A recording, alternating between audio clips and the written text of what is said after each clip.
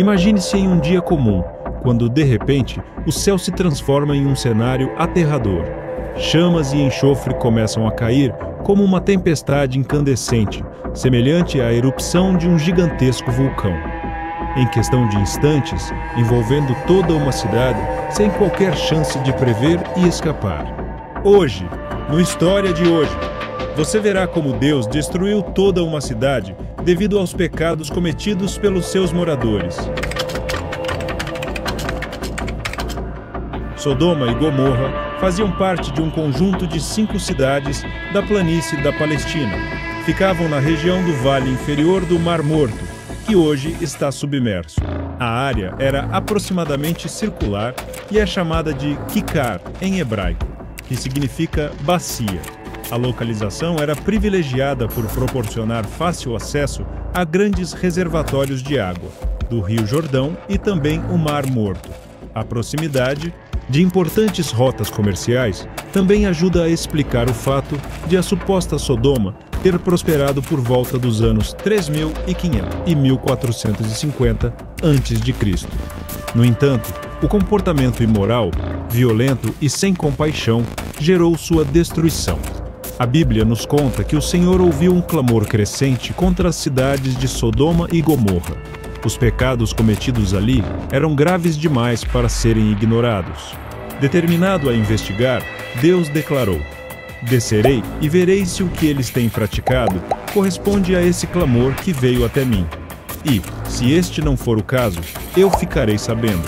Com essas palavras, 2 anjos em forma de homens partiram em direção a Sodoma para observá-la. Nesse mesmo período, Abraão, que era próximo a Deus, ao saber de sua intenção, movido por compaixão e justiça, aproximou-se de Deus com uma pergunta ousada: "Será que vais destruir o justo com o ímpio?" Ele propôs uma negociação ousada. Se houvesse 50 justos na cidade, Deus pouparia Sodoma por amor a eles. Impressionado, o Senhor concordou, mas Abraão, não satisfeito, continuou a reduzir o número. Se houver 45, 40, 30, 20, até chegar a 10 justos, não destruirás a cidade por causa desses. Cada redução mostrava a profundidade da intercessão de Abraão, demonstrando sua fé e a justiça divina. Finalmente, Deus aceitou poupar Sodoma se encontrasse pelo menos 10 justos. Ao anoitecer, os 2 anjos chegaram ao portão de Sodoma. Ló, sobrinho de Abraão, estava sentado ali.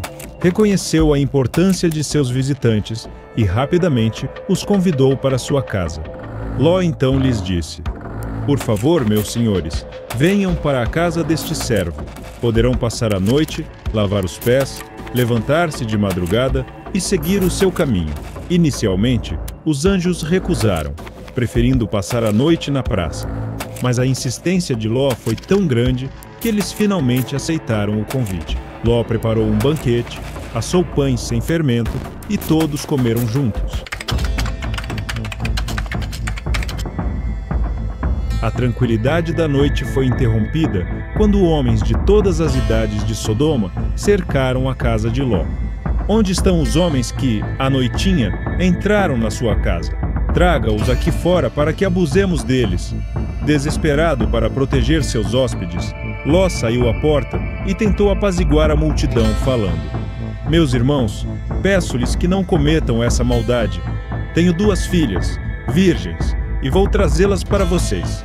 Façam com elas o que quiserem, mas não façam nada a estes homens, que estão sob a proteção do meu teto." Os homens, enfurecidos, ameaçaram Ló, falando: "Você é estrangeiro, veio morar entre nós e pretende decidir tudo o que faremos? Vamos fazer com você pior do que com eles."